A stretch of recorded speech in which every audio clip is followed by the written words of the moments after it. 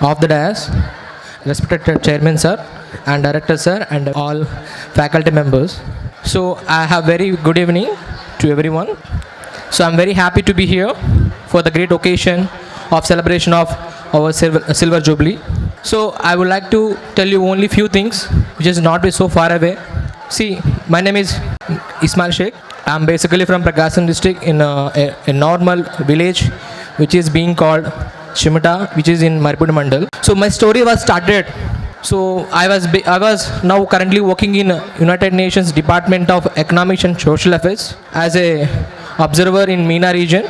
At the same way, so when I was come to my family background, my father was passed away when I was just 6 years old. So being on the day, I was so fascinated about my career. Simply saying, no wonder will be happen in my life unless I never dream about what I can gain. I never dream about I will go far away. So మీకు చెప్పాలంటే నా జీవితంలో జరిగినటువంటి చాలా సందర్భాలు కానీ వాటి యొక్క ఏదైతే బాధలు కానీ చాలా పడి వచ్చున్నాను. సో నాది ఒక మారుమూల ప్రాంతంలో మొదలైన నా యొక్క గతం అనేది 2014లో నేను ఒక చిన్న పేపర్ వేసుకుంటూ సాధారణంగా ఒక చిన్న మీ సేవ సెంటర్లో పాన్ కార్డు అప్లై చేసుకుంటూ ఒక ఇంట్లో ఒక పూట తినక బాధపడుతూ మేనమామ కొంచెం సహాయం చేసుకుంటూ మా అమ్మ చాలా బాధలు పడుతూ ఉండేవాడిని. సో రోజు మార్నింగ్ నేను 4కి లెగిసి మా ఊళ్ళో ఏంటంటే మీకు తెలిసిందే ఉంది, పల్లెటూరు కాబట్టి మాకు పేపర్ దొరకదు. 20 కిలోమీటర్లు మరిపూడి ఉంటుంది. రోజు పక్కింట్లో సైకిల్ తీసుకొని తొక్కుంటూ వెళ్ళి ఆ పేపర్స్ తీసుకొని మళ్ళీ మా ఊర్లో ఇచ్చేసేసి ఎమ్మటే మళ్ళీ రెడీ అయిపోయి స్కూల్కి వెళ్ళిపోవాలి. సో స్కూల్కి వెళ్ళిపోయి మళ్ళీ రెడీ అయిపోయి మధ్యాహ్నం లంచ్ కూడా ఉండదు. సో నా ఫ్రెండ్స్ చేస్తుంటారు ఎవరో గట్ట, వాళ్ళ దగ్గర తీసుకొని తినేసేసుకొని మళ్ళీ సాయంత్రం 4 గంటలకు ముందు అవ్వకముందే పీటీ పీరియడ్కి వెళ్ళకుండా ఎమ్మటే మా పొలాలు కాబట్టి వెనకాల అడ్డదారిని వెళ్ళిపోయి ఊరు వెళ్ళిపోతాను. 5 కిలోమీటర్లు ఉంటుంది. అడ్డదారిని వెళ్ళిపోయి ఇంట్లో మళ్ళీ మా ఇంట్లో బోర్ ఉండదు కాబట్టి నీళ్లు తెచ్చి నీళ్లు పెట్టి మళ్ళీ ఇంట్లో ఇబ్బంది లేకుండా చూసుకొని, అమ్మకి హెల్త్ బాగుంటుంది కాబట్టి నేను అన్నం వండుకొని మళ్ళీ సైకిల్ తీసుకొని పాన్ కార్డుల కోసం వేట చేస్తుంటా. పక్క ఊళ్ళో అన్నింటిలో పాన్ కార్డులు తెలియదు, ఎవరికి తెలియదు అప్పట్లో. పాన్ గురించి వీటి ఆధార్ గురించి ఎవరైతే తెలియదు అప్పట్లో. సో వెళ్ళి ఆ ఏజ్లోనే ఎంఆర్ ఆఫీస్కి వెళ్ళిపోయానంటే ఎంఆర్ఓ గారు అంటారు, ఆ ఇస్మాయిల్ గారు అబ్బాయి వచ్చాడు కొంచెం చూసి ఎమ్మటే పని చేసుకొని అలా నా జీవితంలో కొంచెం ఆ వయసులోనే నా 6వ తరగతి 7వ తరగతి వయసుల్లోనే కుటుంబాన్ని భారాన్ని మోసుకుంటూ తమ్ముడిని అమ్మని చూసుకుంటూ జీవితంలో ఆశలు ఏం లేవు. నాకున్న ఆశ ఒకటే అప్పట్లో, ఒక సివిల్ సర్వెంట్ అవ్వాలి. మా ఊరికి కలెక్టర్ వస్తే అందరూ అయ్యో కలెక్టర్ వచ్చారన్నారు. సరే మనం కలెక్టర్ అంతా అవ్వగలము అనే ఒక నమ్మకంతో చదువుతూ ఉండేవాడిని. కానీ నాకున్న ఏదైతే పావర్టీని చాలా ఉండడం వల్ల చాలా బాధపడేవాడిని. సో ముఖ్యంగా ఏంటంటే ఈ సమస్యలు అనేవి వస్తూ ఉంటాయి పోతూ ఉంటాయి, కానీ ఎలా చేయాలనేది నాకు అర్థమయ్యేది కాదు. సో నేను చదువుతున్న టైంలో కూడా నా సీనియర్స్ బాగా ఇబ్బంది పెట్టేవాళ్ళు. నాకు 10th అయిపోయింది, కళ్ళు మూసుకుంటూ 9.8 వచ్చి అలా వచ్చేసాయి. ఇంటర్మీడియట్కి వెళ్ళాను. ఏబిఆర్ఎస్లో స్టేట్ 11th ర్యాంక్ వచ్చింది. సో స్టేట్ 11th ర్యాంక్ వచ్చినప్పుడు సడన్గా మా సీనియర్స్ మంచి ఎవరబ్బా కొత్తగా వచ్చాడు వీడు మంచికి ప్రిన్సిపాల్ మెచ్చుకుంటారని చెప్పి 5th ఫ్లోర్ బిల్డింగ్ నుంచి కింద నెట్టేశారు నన్ను పైకి పిలిపించి. నాకు బతుకుతాను ఆశ లేదు. ఆల్మోస్ట్ 2 అడుగుల సూ అనేది లెఫ్ట్ హ్యాండ్లో వెళ్ళిపోయింది.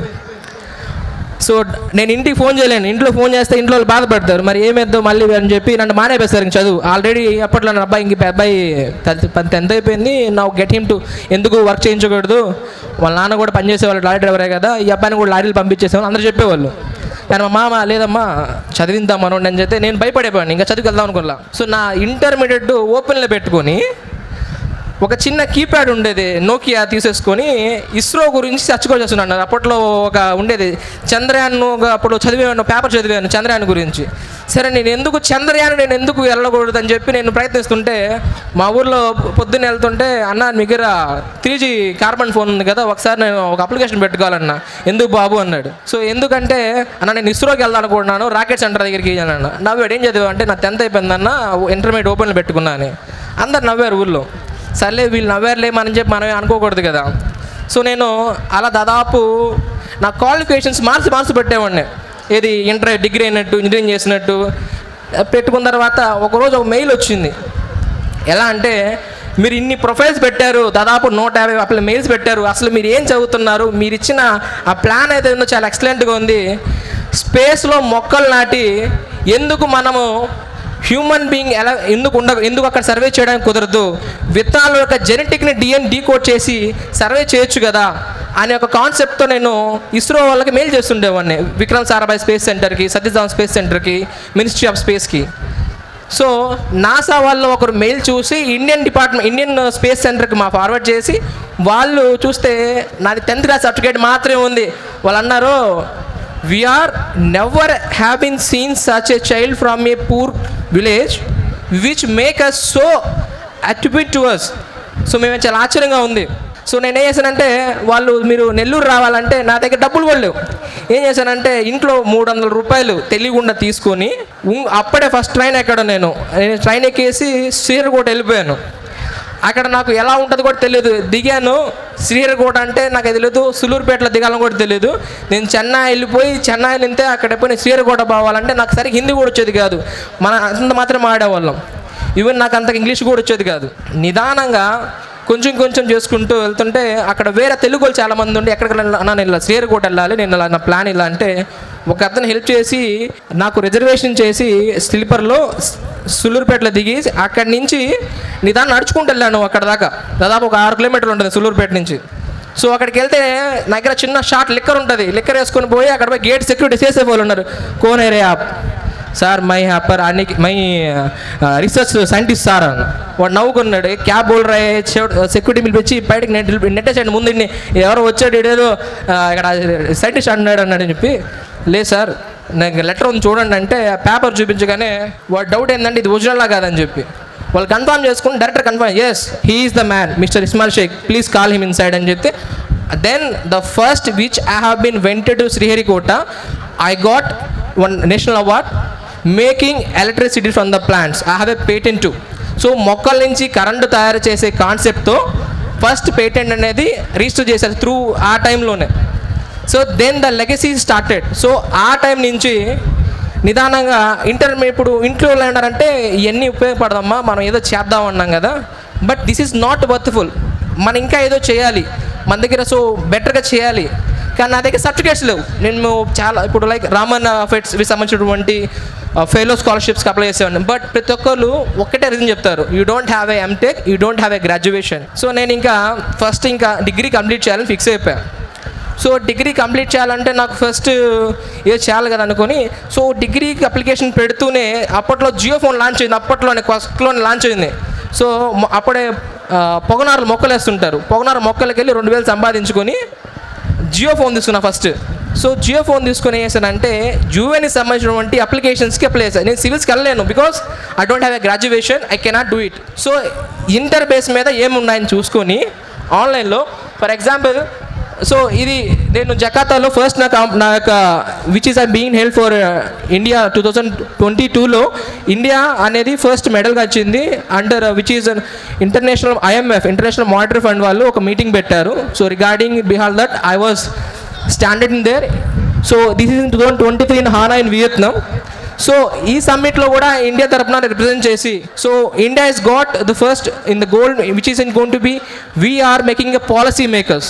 So India is making a policies. So world సంబంధించినటువంటి హెల్త్ సంబంధించినటువంటి వన్ హెల్త్ వన్ వరల్డ్ గురించి కాన్సెప్ట్ మీద ఆ రోజు నేను డిబేట్ చేశాను. At the same time cervical cancer మీద శానిటైజర్ మీద ట్యాక్స్ ఇవ్వాలని చెప్పి వరల్డ్ వైడ్గా ఒక డిక్లరేషన్ తీసుకొచ్చాం. సో ఆ కాంపిటీషన్లో వి పార్టిసిపేటెడ్. సో ఈ అచీవ్మెంట్కి ఆ రోజున నా పరిస్థితికి చాలా ఏంటంటే 2000 నేను ఎప్పుడైతే ఈ యొక్క డిగ్రీ కాలేజ్ జాయిన్ అయినప్పుడు నేను చేమకుర్తి మా రాజశేఖర్ దగ్గరికి వెళ్ళాను. సార్ నా పరిస్థితి ఇది, నేను ఇలా ఫారెన్ వెళ్దాం అనుకుంటున్నా, నేను డిగ్రీ చేయాలి సార్, నా కాన్సెప్ట్ ఇది అంటే సార్ ఏం అర్థం కావట్లేదు, ఏంటి అబ్బాయి ఏం చెప్తున్నాడు అని చెప్పి, సరే బాబు నువ్వు రా నేను జాయిన్ చేసుకుంటాను, నువ్వు రా నీకు చెప్తానని చెప్పి రాజశేఖర్ సార్ కూర్చోబెట్టి ఏంటమ్మా అని, సార్ నా దగ్గర డబ్బులు లేవు, నేను కష్టపడి మళ్ళీ మీ డబ్బులు మీకు ఇస్తా, నాకు డిగ్రీ సీట్ కావాలి సార్, నేను జాయిన్ అవ్వాలనుకుంటున్నాను, అప్పుడప్పుడు నేను ఇలా వెళ్ళాల్సి వస్తుంది, సో నాకు కొంచెం హెల్ప్ కావాలి సార్ అన్న. సార్కి ఏం అర్థం కాలేదు. నేను చెప్పేవన్నీ ఎలా చెప్పనంటే, సార్ రేపు అమెరికా ఎల్లుండి సాయంత్రం మళ్ళీ మీ ఇంటికి వచ్చి కలుస్తాను సార్ అన్నట్టు చెప్పా. వాళ్ళకేం అర్థం కావట్లేదు. So what he being to train to say. So జనరల్గా అనిపిస్తుంది, ఏంటి అబ్బాయి ఏం చెప్తున్నాడు, అమెరికా అంటున్నాడు, లండన్ అంటున్నాడు, చూస్తేనేమో సరిగ్గా ప్యాంట్ సరిగ్గా లేదు, షర్ట్ సరిగ్గా లేదు. జనరల్గా అదే అనుకుంటారు కదా, ఏంటబ్బా తినడానికి ఏం లేదు, నేను అమెరికా వెళ్ళొస్తాను అంటున్నాడు, నేను పోయి ట్రంప్ని కలుస్తాను, ఇంకా నవ్వుతారు కదా. సో సార్ ఏంటంటే నన్ను నమ్మారు, సరే అని చెప్పి అన్నారు. అడ్మిషన్ తీసుకొని వెళ్ళాను. సో ఇంటర్ ఓపెన్ సర్టిఫికేట్స్ పెట్టాను. సో జాయిన్ అయిన తర్వాత 1 monthకి నాకు లెటర్ వచ్చింది. So you are being selected for in world health organisation. So మీకు ఆఫ్రికాకి మీకు అలాట్ చేస్తున్నాం, మీరు ఢిల్లీకి వచ్చేసేసి ఫర్దర్ డాక్యుమెంట్ చేయమన్నారు. Then I wented to Delhi. So Delhi వెళ్ళాలంటే it's a big wonder. General బోగీలో ఒంగోలులో ట్రైన్ ఎక్కి ఢిల్లీలో దిగి టికెట్ లేకుండా రైల్వే స్టేషన్లో 3 రోజులు పొనుకొని అక్కడ ఆర్పిఎఫ్ వాళ్ళు కొట్టించుకొని అక్కడ మ్యాప్స్ ఉన్నాయి నాకు ఎక్కడికి వెళ్ళాలని చెప్పి. అట్లాస్ బుక్ ఉండేది 10 రూపాయలకి. అట్లాస్ తీసుకొని గీసుకొని పోయి ఉన్నాయి. అప్పట్లో ఒక క్యాలిక్యులేషన్ ఉండేది 2 మీటర్ అంటే ఎంత అని చెప్పి. సో బేస్డ్ ఆన్ దట్ నేను ఉంటే, ఇదేంటి అబ్బాయి చూస్తే షేక్ ఇస్మాయిల్ అని ఉంది, మ్యాప్ ఉంది, మార్కెట్లో Rashtrapati Bhavan మార్చేస్తున్నా. So there after నా సిచ్యువేషన్ చూసి అక్కడ టీ స్టాల్ అతను 2 రోజులు అక్కడ పనిలో పెట్టుకొని 2000 రూపాయలు ఇచ్చి అక్కడ మళ్ళీ ఒక ఆర్పిఎఫ్ ఎస్ఐ నాకు ఒక సూట్ కొనిచ్చేసి, ఓకే ఆయన తీసుకుపోయి అక్కడ